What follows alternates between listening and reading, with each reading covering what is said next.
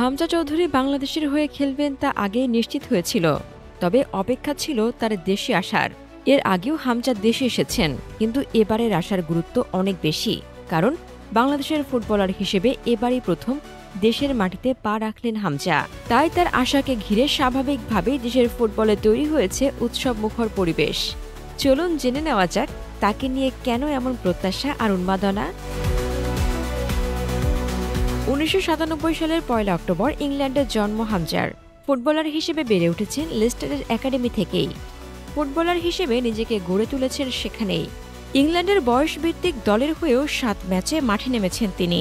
এমনকি অনূর্ধ্ব ২১ ইউরো দলেও ইংল্যান্ডের হয়ে খেলেছেন ২৭ বছর বয়সী এই ফুটবলার।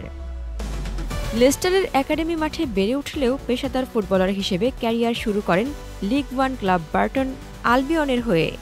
এই ক্লাবে ২ মৌসুমে ২৬ ম্যাচ খেলেন হামজা। ২০১৭-১৮ মৌসুমে আলবিয়ন থেকে পুনরায় ফিরে আসেন লিস্টারে। ইংলিশ এফএ কাপে লিভারপুলের বিপক্ষে ম্যাচ দিয়ে লিস্টারের জার্সিতে অভিষেক হয় তার।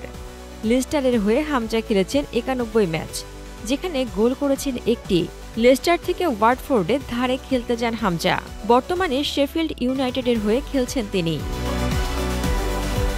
ক্যারিয়ারে হামজার গোল সংখ্যা মাত্র একটি, তবে কেউ যদি এই পরিসংখ্যান দিয়ে মাঠের হামজাকে বিচার করে তাহলে বড্ড ভুল করে ফেলবে। প্রথমত, তিনি কোনো গোল স্কোরার না। দ্বিতীয়ত, তার খেলার পজিশন গোল করার জন্য নয়। হামজা মূলত একজন ডিফেন্সিভ মিডফিল্ডার। তার কাজ দলের রক্ষণভাগে প্রতিপক্ষের খেলোয়াড় প্রবেশের আগে তাকে বাধা দেওয়া। তবে কখনো কখনো রাইট ব্যাক পজিশনেও খেলে থাকেন। এখনও পর্যন্ত পেশাদার ক্যারিয়ারে হামজা খেলেছেন মোট ১৬০ ম্যাচ।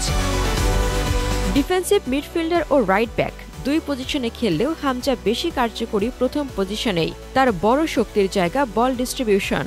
সঠিকভাবে প্ল্যান করা সম্ভব হলে মাঠের খেলার গতি প্রকৃতি নিয়ন্ত্রণ করতে পারেন।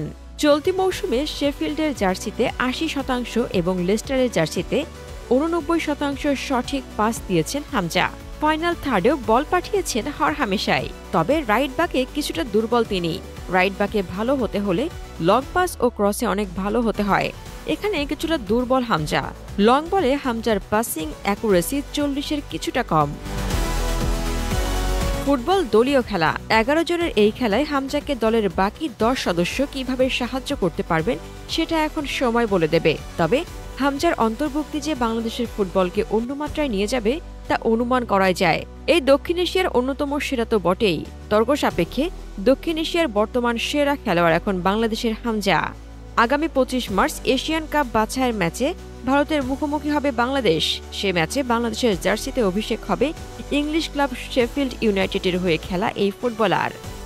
খুব সম্ভবত সে ম্যাচে হামজার প্রিয় পজিশন ডিফেন্সিভ মিডফিল্ডারের ভূমিকাতেই দেখা যাবে তাকে।